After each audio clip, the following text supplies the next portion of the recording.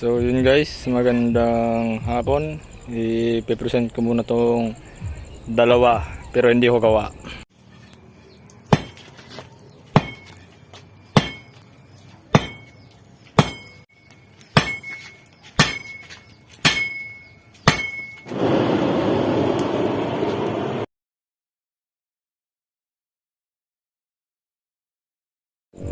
So yun, ito guys, second hand to. Pag may-ari din to ng Panday, pero ibinenta niya kasi magnininong nga, kailangan ng pera. Ibinenta niya. So dito dinala, kaya siyempre kailangan nila ng pera. So sinalo natin. Ito guys, bagong gawa to. Dinala to dito, walang subo, walang ukit, tsaka kulang sa yung pagka-finish niya. Kumbaga kulang sa alindog. So ganito, ito siya yung kasama nila. Ayan guys, so wala pang subo and walang ukit. Kaya lilinisin ko pa to. So yan yung pangatlo. So dito muna tayo sa dalawa guys. Ito, dinagdagan ko to ng ukit. Kasi yung ukit nito, halos parehas lang sila nun. Pinagkaiba lang dito. Ito yan. Ito dating ukit yan. Ito bagong ukit na to. Ito dating ukit. Ito bago yan. Gawa ko yan. You know. Ito dati. Tapos dinagdagan ko lang isang layer pa. Para dyan sa pinaypay na yan. Ito mga dating ukit yan niya. Ito madami na nakatayan guys. Ito madami na nakatayan. Mga baboy, kambing, manok. Kasi lagi yung na dadala ng Panday na yun sa mga okasyon. Kaya nga ang tawag dyan ay panabang-tabang. Ibig sabihin pang tulong sa mga siyempre tradisyon yan nila. And ito dito guys, may ukit na. Gawa na namin yan dito.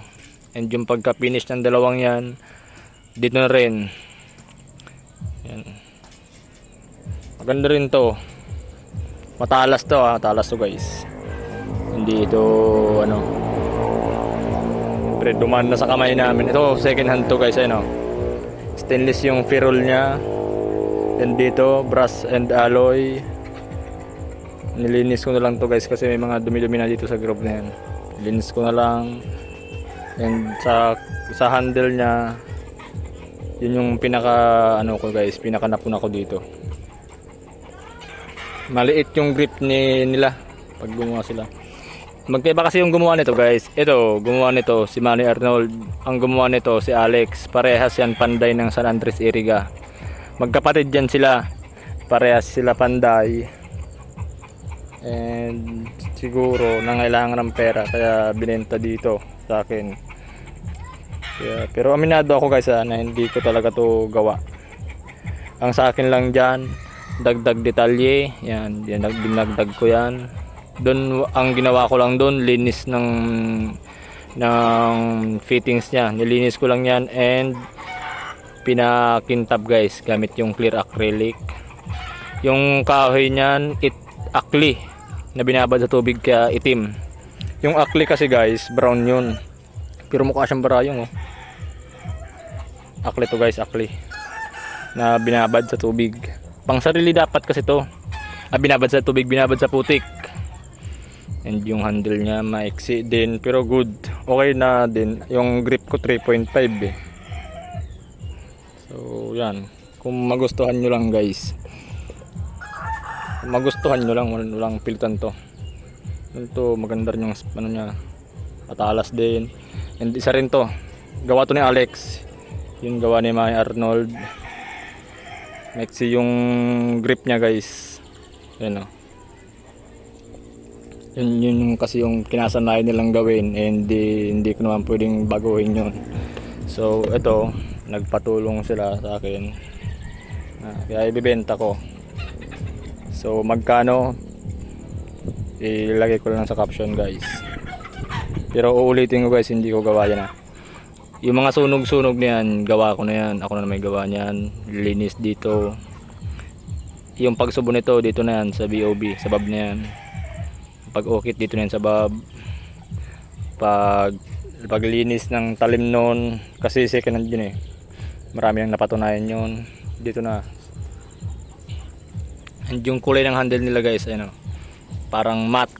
Iba kami magpakintab ng handle guys, iba. Tsaka mahaba yung grip namin. Ito. Mahaba yung grip. Tsaka nila maiksi. Pero hindi ko pinagkukumpara guys. Yung kinasanayan nila, wala tayong magagawa doon, di ba? Doon taper siya masyado. Stainless yung pirul. Pero brush yung pinangsulda. Kaya matibay guys. And ito tabangag yun, oh. Tabangag wood. Yan siya. And ito pala dinagdag ko dito guys, ito. Yan, oh, ako nagdagdag niyan. So yun guys, ulitin ko, hindi ko gawa to.